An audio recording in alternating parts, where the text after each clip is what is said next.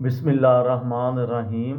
लाखों दरूद पाक हज़रत मोहम्मद सल्लल्लाहु अलैहि वालैहि वसल्लम और आप सल्लल्लाहु अलैहि वालैहि वसल्लम की आल पर। अस्सलामु अलैकुम। मेरा नाम इफ्तिखार अहमद है और आप मेरा यूट्यूब चैनल नॉलेज देख रहे हैं। पाकिस्तानी सियासत और मुबैना अमरीकी मुदाखलत के सिलसिले में आज की वीडियो का unवान है उसामा बिन लादन की हलाकत, अमरीकी मुदाखलत का खुला सबूत। उससे पहले कैरी लॉगर बिल। अमरीकी सदर बाराक ओबामा 20 जनवरी 2009 को सदारती मनसब पर फायज हुए थे। उन्होंने अमरीकी खारजा पॉलिसी में एक अहम हदायत ये दी कि पाकिस्तान के साथ ताल्लुकात को बाहमी दिलचस्पी के अमूर पर नए सिरे से हमकिनार किया जाए। बाद-अज़ां सितंबर 2009 में पाकिस्तान के लिए मुआशी इमदाद पर मबनी मंसूबा कैरी लॉगर बिल मुरतब किया गया।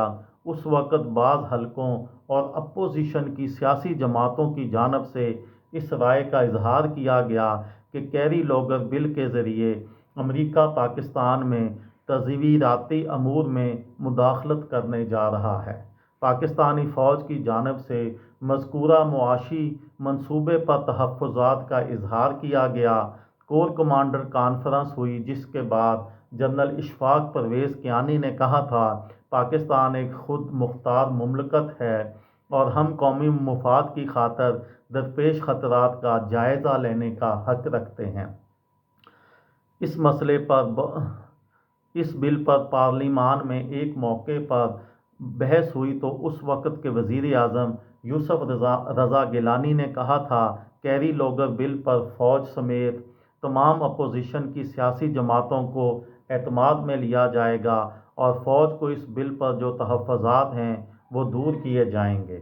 इस मसले पर बहुत ज़्यादा तनकीद की गई, जिसका नतीजा ये निकला कि 15 अक्टूबर 2009 को जब ओबामा ने कैरी लॉगर बिल पर दस्तखत किए तो कांग्रेस की खारजा अमूर की कमेटियों की वज़ाहती बयान को भी साथ मुंसलिक किया गया, जिसमें कहा गया कि अमरीका पाकिस्तान की सलामती में मुदाखलत का हरगिज़ ख्वाह नहीं है।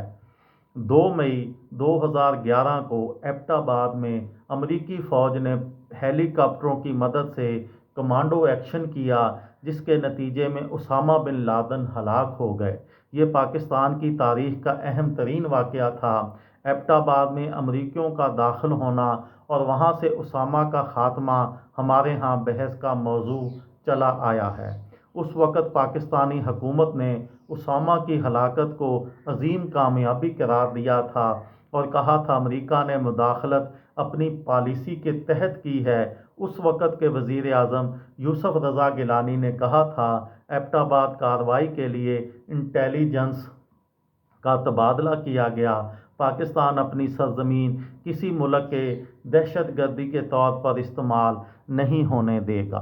जनरल रिटायर्ड महमूद दुरानी ने एक मरतबा एक इंटरव्यू में बताया था कि पाकिस्तान को एबटाबाद ऑपरेशन की बात पहले से इल्म में नहीं थी और ये ना ही फ़ौज को ये मालूम था कि यहाँ उसामा बिन लादन रहता है।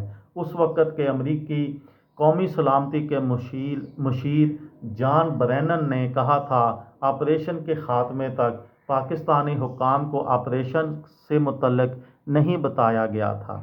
अगले रोज़ पाकिस्तानी दफ्तर ख़ारजा ने कहा था, सियासी व फ़ौजी क़यादत को इस ऑपरेशन की बाबत मालूम नहीं था। यकतरफ़ा कार्रवाई से पाकिस्तान के अमरीका से तावन की पॉलिसी मुतासर होगी।